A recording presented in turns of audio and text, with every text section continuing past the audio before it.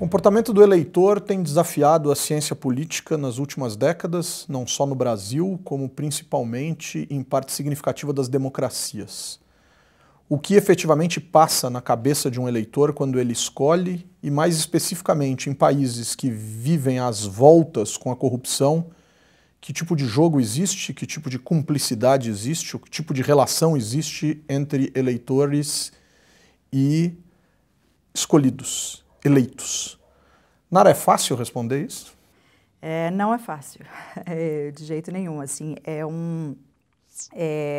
a democracia, quer dizer, a corrupção, ela desafia a democracia, né? Ela desafia a democracia porque um dos principais princípios da democracia é que eleições elas vão combater a corrupção, né? Porque em democracias, em sociedades democráticas, o eleitor ele tem a chance de jogar o lixo fora, né? De a cada 4 anos repensar e olhar o comportamento dos seus representantes e se esse comportamento não está compatível com normas de éticas, né, normas éticas gerais, a teoria democrática espera que o eleitor puna esse político corrupto nas urnas, né? Então, em termos teóricos, há uma relação muito bonita entre a democracia e a corrupção. Quanto mais democrático, menos corrupto um país seria.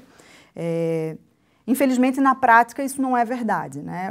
A gente olha muito assim a questão do Brasil e como a corrupção se tornou um problema grande no Brasil, mas não só a corrupção em si, mas a impunidade eleitoral dos políticos corruptos, que é mais a minha área de pesquisa.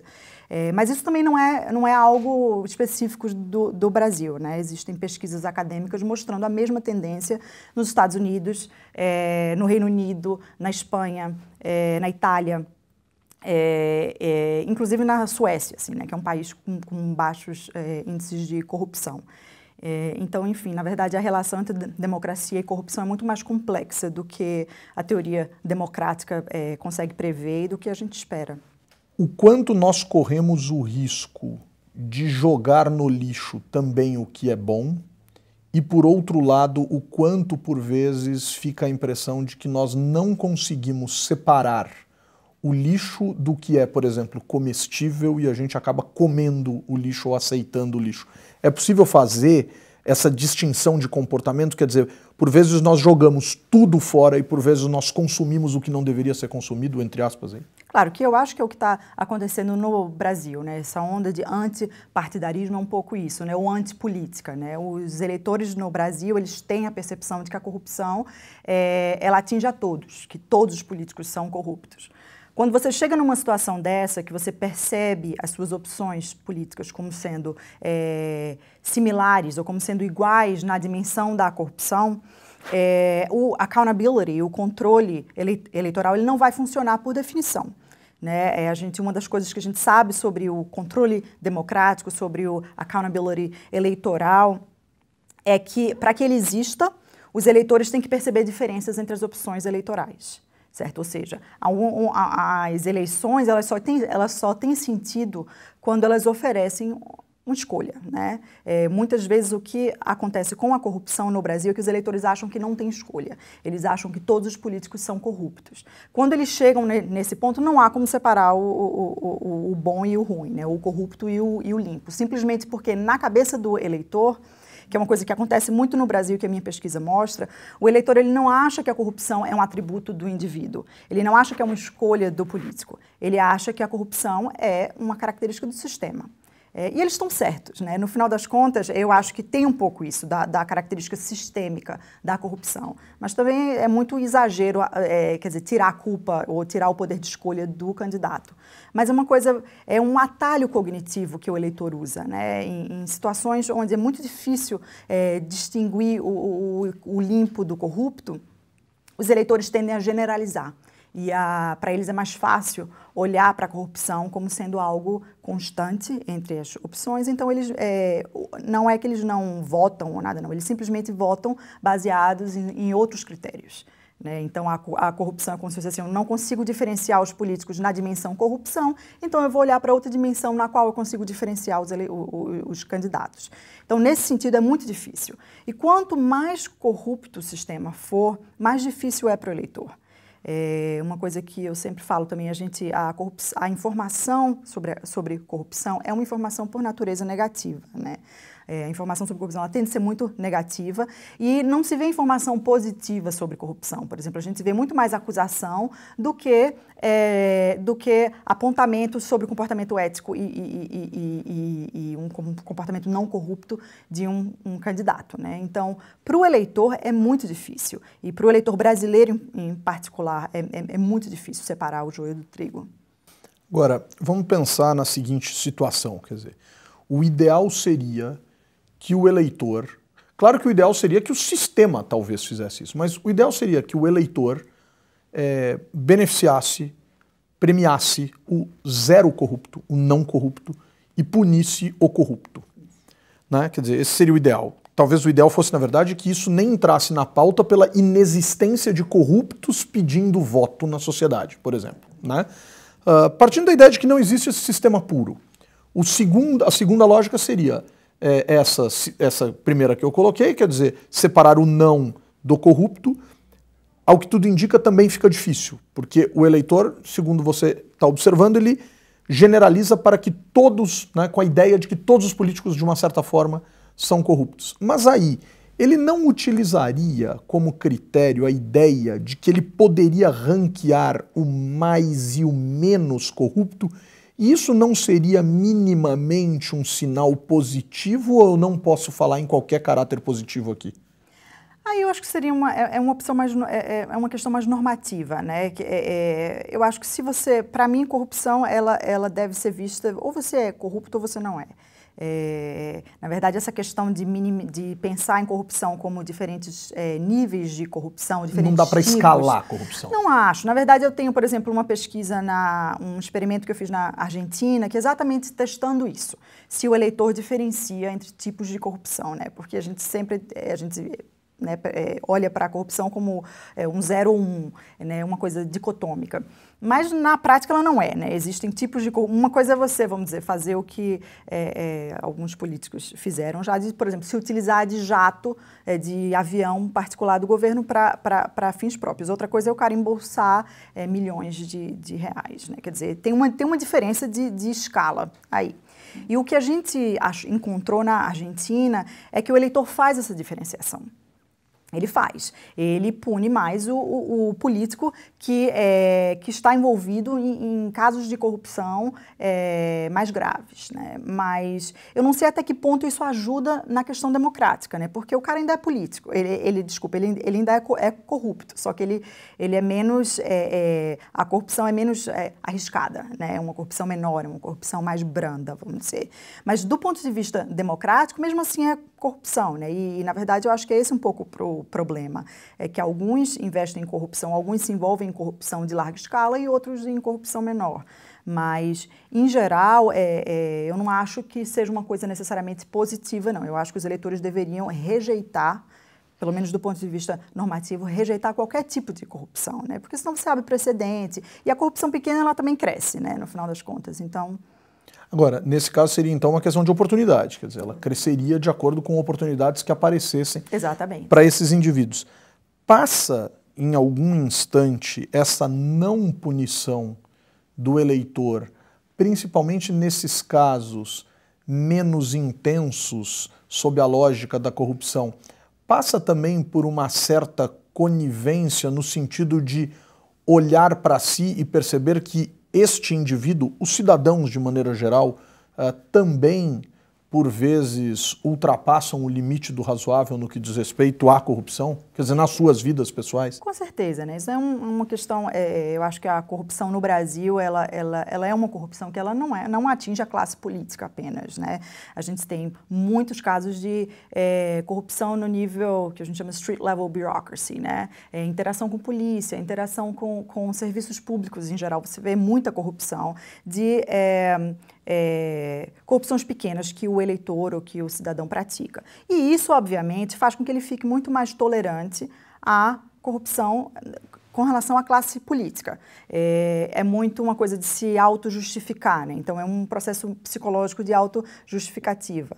Existem, inclusive, pesquisas científicas mostrando isso, que quando você percebe, por exemplo, os seus outros cidadãos que também são corruptos, quando você tem a percepção de que as pessoas ao seu redor estão sendo corruptas, você se sente muito mais livre ou com a consciência muito menos pesada de pagar propina para policial, por exemplo. Isso é um estudo que foi feito na Costa Rica. Então tem isso, né? A questão essas duas coisas estão muito conectadas, porque a gente está falando aqui de atitudes políticas, né? Então as atitudes políticas elas são moldadas pelas preferências do eleitor e pelas circunstâncias que eles encontram, né? Uma coisa que acontece também não é só eu acho que parte da impunidade eleitoral da corrupção vem da questão do benefício que alguns eleitores veem na corrupção. É um pouco a coisa do rouba mais faz, né? Quer dizer, se a gente for pensar no como as pessoas votam, né? Como as pessoas escolhem um candidato, elas estão decidindo sobre várias dimensões, né? Tem a questão econômica, tem os problemas sociais, tem a corrupção. Então, a corrupção não é especial nesse aspecto. A corrupção é apenas mais um critério. Item na pauta. Um item na pauta. E o que vai acontecer? As teorias de controle eleitoral mostram pra gente que é o seguinte, é muita coisa para o eleitor processar, é muita coisa para o eleitor, muitos focos diferentes, né? E o que o eleitor faz? O eleitor se concentra na dimensão que ele considera mais importante.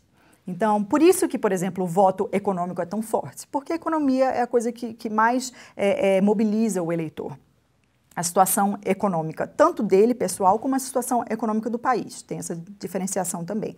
Então, a corrupção acaba que ela fica em terceiro plano, às vezes, porque não é que o eleitor não ligue para a corrupção. Ele liga, ele se importa, ele sabe sobre a corrupção, mas tem outras prioridades. Então, isso também acontece, a questão da troca, né? O eleitor, ele está sempre trocando uma coisa pela outra, ele está sempre ranqueando as prioridades e os problemas. Então, mesmo que um país seja... Por isso, por exemplo, que a gente vê agora essa indignação muito grande com a corrupção, ela é em parte por causa da crise econômica, né? Que quando a economia está indo mal, os eleitores eles tendem a se mobilizar contra o governo. Então, claro, eu não estou sendo cética com relação à indignação da população brasileira com relação à corrupção, mas tem esse fator que mobiliza e que faz com que essa indignação seja muito mais fácil.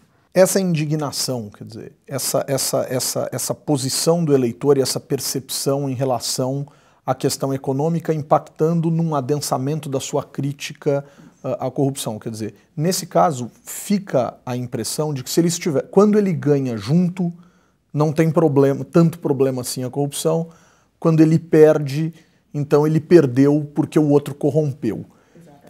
É essa a sensação que fica em termos gerais, assim? Não, com certeza. Isso é um dos achados empíricos mais sólidos na área de estudos de corrupção, né? Que vamos dizer, a reação à corrupção ela é condicionada na economia. Se a economia está indo bem, por exemplo, olha para o mensalão, né? O que aconteceu, a economia estava indo bem lá e Lula recuperou a queda de popularidade dele, foi reeleito. Deixa o homem trabalhar.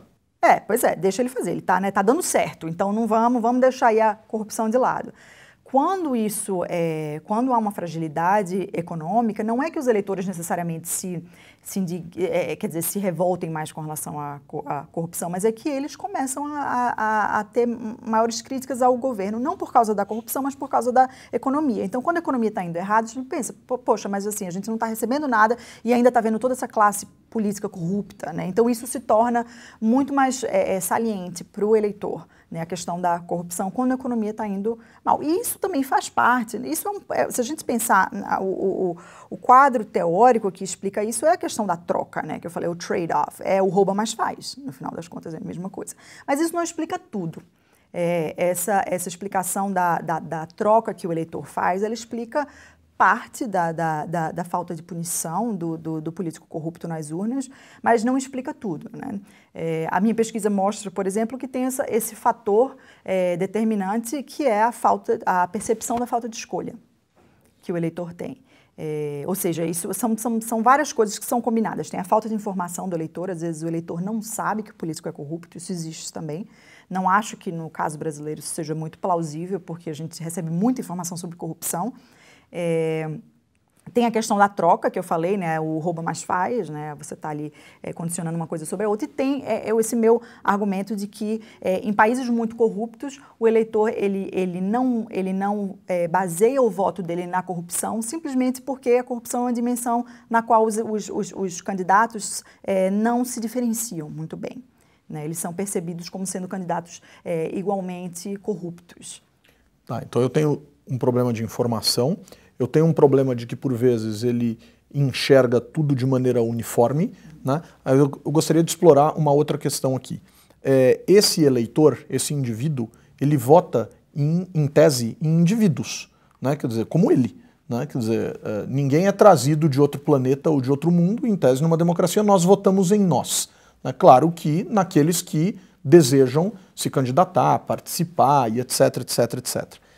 Esse eleitor, então, talvez, ou uma parcela, obviamente, não todos, também seja corrupto e pede coisas. Essas trocas sobre as quais você fala não são apenas trocas ao estilo eu deixo você roubar se você fizer políticas públicas para mim, ou a despeito do fato de você roubar, eu reconheço políticas públicas bem feitas em governos anteriores ou no seu partido, etc. Isso é uma situação.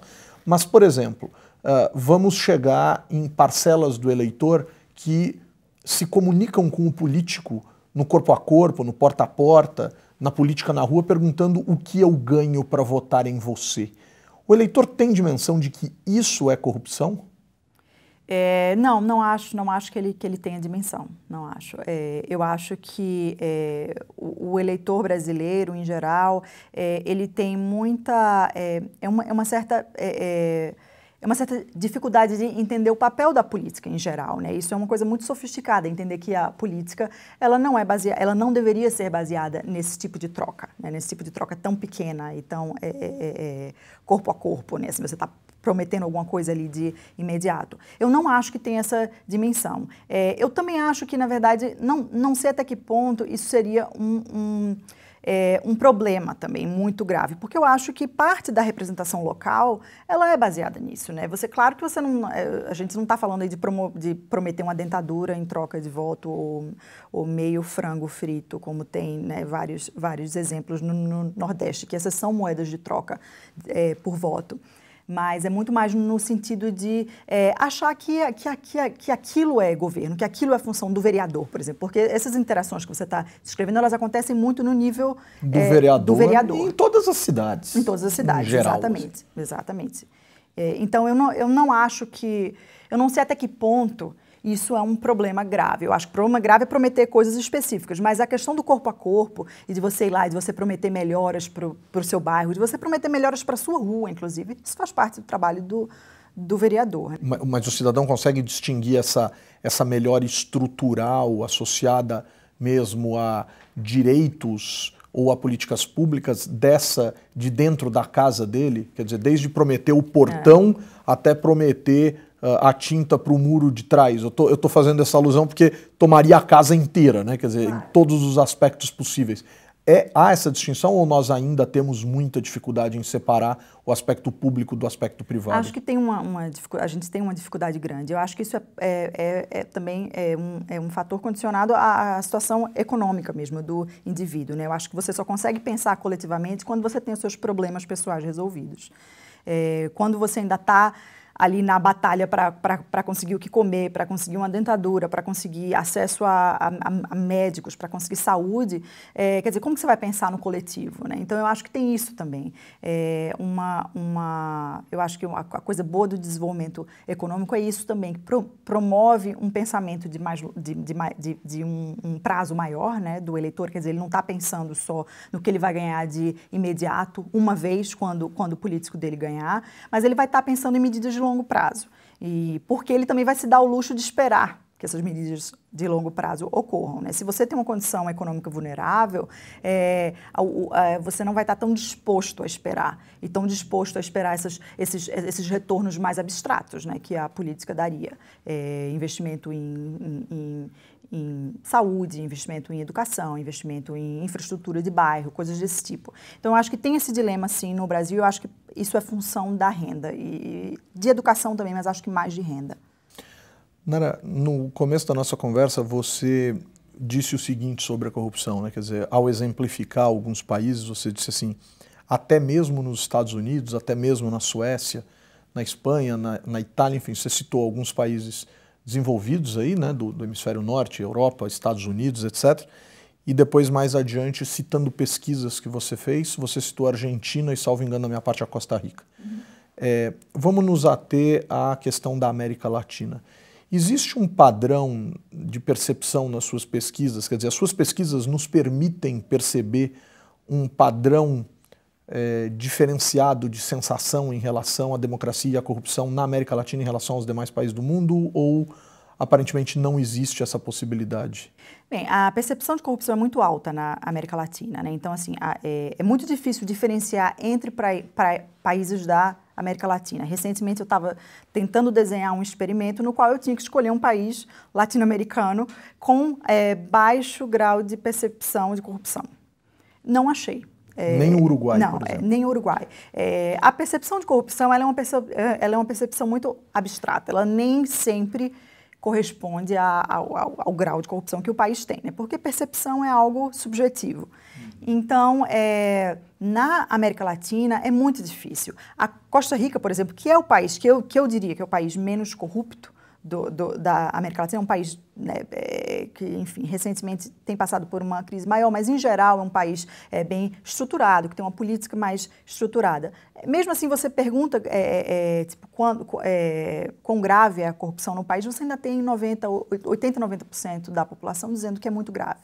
Então, isso é muito difícil, por exemplo, utilizar esses dados. No Brasil, quando eu faço a pergunta, você acha que a corrupção é grave, muito grave e tal, eu recebo 98% da população dizendo que é muito grave. Então, eu não posso nem utilizar em modelo estatístico essa variável, porque ela é muito truncada, né? Mesmo que os 2% não vão te responder nada. Exatamente, eu não posso fazer nada estatisticamente com 2%, né, dos respondentes. Quando a gente se compara isso com outros países, a percepção da corrupção ela tende a ser menor em países menos corruptos, né, em geral.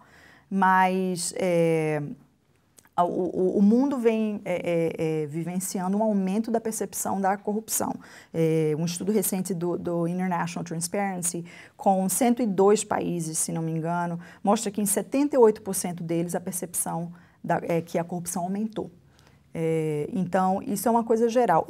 Eu acho que isso tem a ver com a própria democracia, com experiências democráticas mesmo. Eu acho que quanto mais experiência democrática você tem, quanto mais você vivencia a política, mais você vai aprender sobre ela, como ela funciona. Então, assim, eu acho que tem isso. Tem muito a ver a percepção da corrupção, não medidas de corrupção mais seguras, né? Eu estou falando da percepção, a corrupção percebida.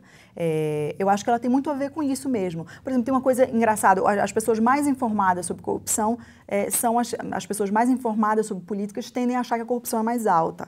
Por quê? Porque elas leem mais, porque elas se expõem mais à informação sobre corrupção. Então tem isso também, mas percepção, eu trabalho muito com percepção sobre corrupção, com percepção da corrupção, mas eu admito que é um conceito e uma variável, um tipo de dado muito delicado, porque ele não reflete a incidência, né, real da corrupção.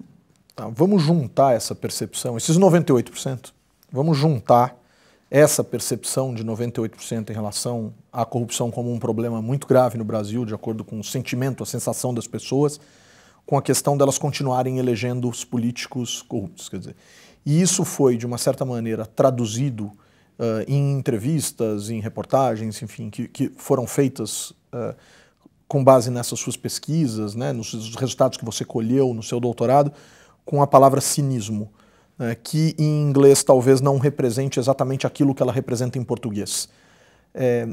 Eu queria tentar encontrar aqui contigo alguma coisa que representasse melhor essa relação, quer dizer, seria como um consentimento ou uma conivência, algo que vá num sentido de é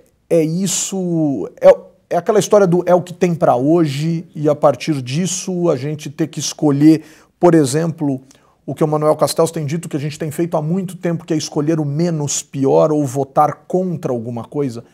Faz sentido essa conexão entre ideias? Faz sentido. Eu diria que isso que você descreveu é mais uma consequência desse cinismo, né? O cinismo, em geral, como você falou bem, a tradução para o português ela muda um pouco o sentido que existe em inglês, mas é muito mais essa desconfiança sobre a natureza humana, né? É a visão de que os políticos eles são, por definição, corruptos. Eles são, por definição, sem ética. E é um pouco muito que eu vejo, eu fiz várias entrevistas e grupos focais aqui no Brasil, e o que eu mais escutei foi que, olha, para você entrar na política, você tem que ser corrupto.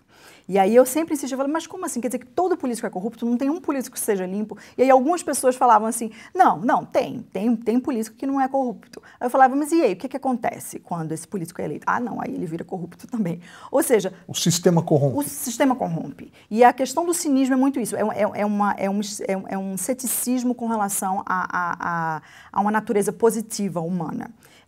E isso, então, é um pouco o meu argumento. Quando o eleitor ele tem essa atitude, quando ele é cínico com relação à política, ele vai achar que todos os políticos são corruptos, porque isso, mais uma vez, isso não isso é da natureza do sistema e da natureza daqueles que pretendem fazer parte do sistema. Então, é uma coisa muito... O eleitor ele se vê sem saída, né? Ele acha que a partir disso não tem nada que ele possa fazer. A corrupção ela não pode ser combatida, né? Tem uma diferenciação também que eu acho importante aí, que dificulta o trabalho do eleitor, é que a corrupção ela é diferente de outros assuntos eleitorais, né? Por exemplo, é muito diferente da economia, é muito diferente de problemas sociais. A corrupção ela não é um resultado do sistema, né? Não é uma política pública que o sistema produz, ela é uma característica do sistema. A economia não é assim, a economia não é um jeito de fazer política. A economia, você entrega uma economia boa, uma economia ruim, ou políticas econômicas eficientes ou não. Problemas sociais, né? O político ele é um resultado, né? Ele vai promover políticas. A corrupção ela é diferente, ela é uma característica do processo político, é algo associado à maneira de se fazer política. Então é muito difícil para o eleitor controlar esse tipo de problema, porque não é um resultado, é algo que faz parte do sistema e que o eleitor acha que ele não tem capacidade alguma de influenciar aquilo. Ele não consegue conectar a ideia de que se ele combatesse esse elemento corrupção, ele melhoraria as entregas no campo econômico, talvez por uma lógica de economia globalizada, talvez menos, mas no campo de políticas sociais, quer dizer, falta essa conexão, quer dizer, menos corrupção poderia resultar, certamente resultaria em políticas públicas, pelo menos que atingissem melhores resultados em termos de abrangência ou de efetividade, coisas dessa natureza? Eu acho que até o eleitor sabe disso. Eu acho que ele está bem informado com relação a isso, que a corrupção é algo... Porque o eleitor ele está preocupado. Ele olha, por exemplo, o dinheiro que é desviado. E assim, ele é desviado de quê? De programa social, de dinheiro que deveria estar sendo investido no governo, né? E na população em geral. O que eu acho que acontece é que o eleitor sente essa dificuldade de controlar ou de, vamos dizer, ter algum poder sobre uma característica que é muito arraigada no sistema, ou que é percebida como sendo uma parte essencial do sistema. É um pouco, então assim, tem todos esses estudos mostrando que a expectativa que o eleitor tem é essencial para o grau de controle que ele consegue exercer. Se a minha expectativa é que o governo ele vai ter uma performance negativa, e que todos teriam uma performance negativa, as minhas expectativas vão ser muito baixas e eu não vou ter, a capacidade de controlar esse político, ou de tentar substituí-lo por um outro. Por quê? Porque eu tenho a impressão de que, né, o eleitor teria a impressão de que não teria controle algum sobre isso. No caso da corrupção, eu acho que é mais isso, é a questão da falta da expectativa de que isso não pode ser mudado, e de que isso é muito difícil de ser mudado. Isso também, a corrupção, ela não é, às vezes, o eleitor percebe a corrupção como sendo um problema sistêmico. Então, ele tira a culpa do candidato, né? Como eu falei antes, é como se fosse assim, isso não é uma coisa que o candidato tem controle. O candidato ele tem controle sobre a economia, o candidato tem controle sobre programas sociais, mas o candidato não tem controle sobre como a política é feita. Então, é uma coisa meio que uma vitimização do político em si, né? Como não tendo uma opção. É uma coisa que eu escuto muito. Isso, na verdade, os dados que eu tenho mostram que 40% da população não consegue diferenciar os partidos políticos ou candidatos específicos na dimensão corrupção. Ou seja, se a gente olhar, 40% da população que não vai conseguir exercer o accountability de maneira forte, de maneira correta, porque eles não têm expectativa nenhuma. Não só com relação ao candidato que está no poder, mas com relação àqueles que estão concorrendo nas eleições. Então, é um problema grave que, como eu falei, 40% da população. Quando você olha para a economia, os eleitores têm uma facilidade maior de diferenciar os candidatos. Quando você olha para problemas sociais, o eleitor ele consegue nomear um partido ou um candidato específico que teria a capacidade de melhorar aquele assunto. Quando você olha para a corrupção, é muito diferente. Então, a corrupção é diferente de outros assuntos políticos. Isso é um problema grande porque toda a teoria democrática ela é baseada no voto econômico. Né? É o modelo que, inclusive, as pessoas que estudam corrupção falam assim, vamos pegar esse modelo de voto econômico e aplicar para a corrupção. Mas não funciona. Não funciona porque o tema da corrupção é diferente da economia. Como eu falei, os eleitores percebem os políticos como sendo muito mais capazes de resolver o problema da economia do que resolver o problema da corrupção, porque eles se beneficiam com a corrupção também. Então, assim, a expectativa é muito baixa. Existe alguma possibilidade de a gente testar ou da gente perceber se escândalos de corrupção associadas a determinadas áreas de governo são mais graves? Por exemplo, não seria tão grave um escândalo de corrupção ligado, por exemplo, a uma indústria pública, a Petrobras, por exemplo, seria muito mais grave na percepção do cidadão comum um escândalo de corrupção associado, por exemplo, à merenda escolar. Quer dizer, tirar da criancinha na escola é mais grave do que desviar recurso de uma empresa gigantesca. Faz sentido isso para a cabeça do eleitor? Eu não estou dizendo que eu concorde com uma coisa ou outra, pelo contrário, né? Quer dizer, são igualmente inadmissíveis. Mas o eleitor faz essa distinção ou isso a gente ainda não consegue perceber em termos de pesquisa? Veja, a gente não tem essa pesquisa ainda, não que eu saiba, mas baseado em outras pesquisas, inclusive na minha, na Argentina, a resposta é sim, é que os eleitores eles vão diferenciar. E eles diferenciam a partir de vários critérios, né? Eles fazem uma estimativa com relação ao que eles vão, a como aquele tipo de corrupção em particular vai afetar ele pessoalmente ou ela pessoalmente, o eleitor ou a eleitora, né? Não é fácil? Não é fácil. Uma última questão. Esses seus estudos, principalmente na questão da América Latina, de que maneira eles dialogam com os clássicos da sociologia brasileira, sobretudo das décadas de 20 e 30 do século XX, que tanto apontaram o dedo para essa formação de um caráter brasileiro extremamente complicado para a construção de uma ideia de democracia? Existe diálogo ou uma coisa está alocada na lógica teórica da sociologia e outra coisa são essas pesquisas que você tem realizado para perceber esse ambiente que a gente tem vivido? Essas pesquisas que você menciona, elas são muito mais deterministas, né, do que as pesquisas mais ensaios, recentes. né? Exatamente. Menos empíricas. Perfeito. E eu acho assim, apesar da minha pesquisa ela ter ela chega a uma conclusão muito negativa, que é a conclusão de que as eleições elas não são tão eficientes assim para combater a corrupção, que a gente tem que pensar em outros mecanismos de accountability horizontal, por exemplo. A minha pesquisa ela não está falando que que o eleitor ele não vai mudar a atitude dele, né? O que eu observei nos últimos 10 anos com dados de pesquisa de opinião é que a percepção da corrupção aumentou muito de 2005 para cá. Ao mesmo tempo, a tolerância aumentou. O que é uma coisa que não é intuitiva, porque a versão oficial é que o brasileiro ele está se rebelando contra a corrupção, que ele está se indignando mais contra a corrupção. Segundo os dados, isso não é verdade. O eleitor brasileiro ele tem ficado mais tolerante. Então, isso é uma coisa ruim, né, porque mostra uma mudança negativa de atitude, né? O eleitor já era tolerante em 2005 e agora está mais. Mas, ao mesmo tempo, isso mostra que essas atitudes podem ser mudadas, né? Do mesmo jeito que um aumento da corrupção gera essa expectativa negativa, essa expectativa muito baixa com relação ao perfil do candidato, com relação à capacidade do candidato de resolver o problema da corrupção, uma diminuição da percepção da corrupção pode ser também que leve ao contrário.